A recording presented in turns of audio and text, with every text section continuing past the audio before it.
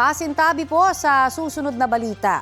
Bistado ang isang bahay sa Navotas na ginagawa umanong katayan ng mga aso. Ang karne, ibinibenta raw sa Divisoria sa Maynila. Balitang hatid ni Bea Pinlac. Kaawa-awa ang kalagayan ng asong nadatnan ng mga otoridad na wala ng buhay at nakasabit sa banyo ng isang bahay sa barangay Bagong Bayan, South Navotas nitong Lunes. Ang katawan ng isa pang aso, duguan at nilalangaw na habang nasa sahig.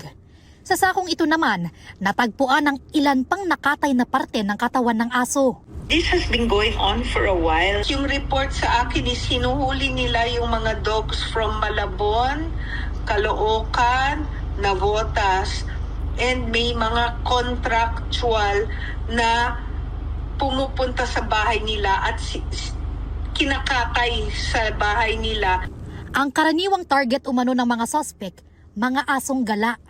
Ang iba, posibleng alagang aso dahil sa collar sa leeg.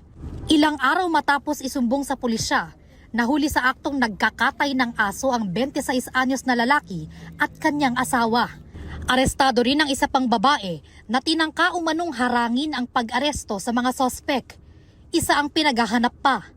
Nakuha sa mga sospek ang ilang leash o tali ng aso at mga kutsilyong ginagamit umano nila sa pagkakatay.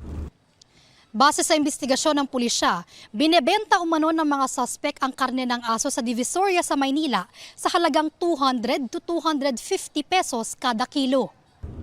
Nakakulong ang tatlong suspect sa Navotas City Police Station. Nakaharap ang mag-asawang suspect sa reklamong paglabag sa Animal Welfare Act, Anti-Rabies Act, Food Safety Act, pati na rin sa pagpalag umano sa pag-aresto sa kanila. Reklamong obstruction of justice naman ang inihain laban sa kanila umanong kasabwat. Sinusubukan pa naming kunin ang panig ng mga sospek.